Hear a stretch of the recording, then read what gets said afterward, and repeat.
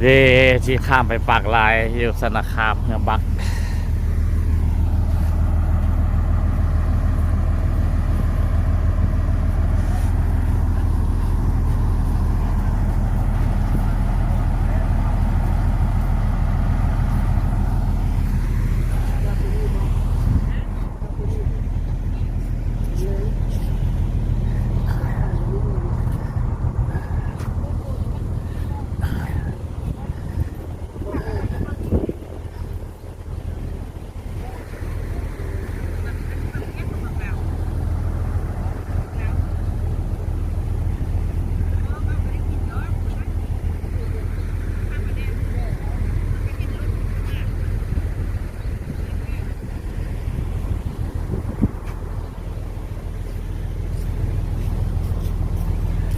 กำลังสีข้ามไปแก่นเท่าอันนี้ท่าบักอยู่สนาคามที่ไปแก่นเท่าพนักงานกับสีดึงใกล้ชาติพาราโคติส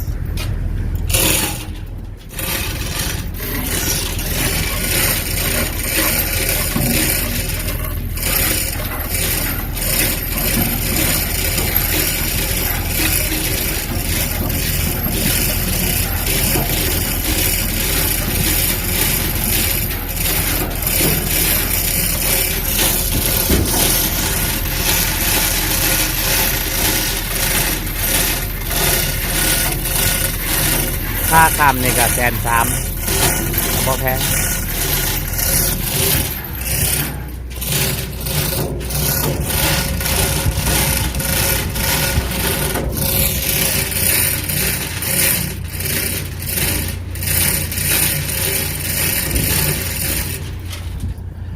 ใกล้หรือฮอตซีฮอตฟังแล้วแต่ว่าบนนั่นคันใดบนแทนคันใดเนี่ยเขาก็เริ่มเอาลงให้ยืนในระดับน้ำเพราะว่าสิเข้าในฝั่ง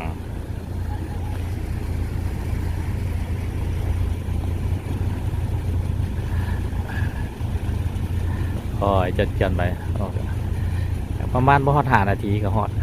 นาทีถึง2 นาทีจากธนาคารมาเบื้องนี้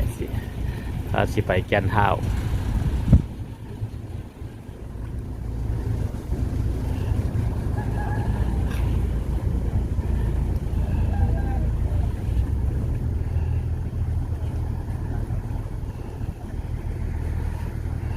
ใกล้แล้วใกล้สิฮอดฝั่งละโอ้อันนี้มันแม่น้ำคลองก็ใสดีนะใสดี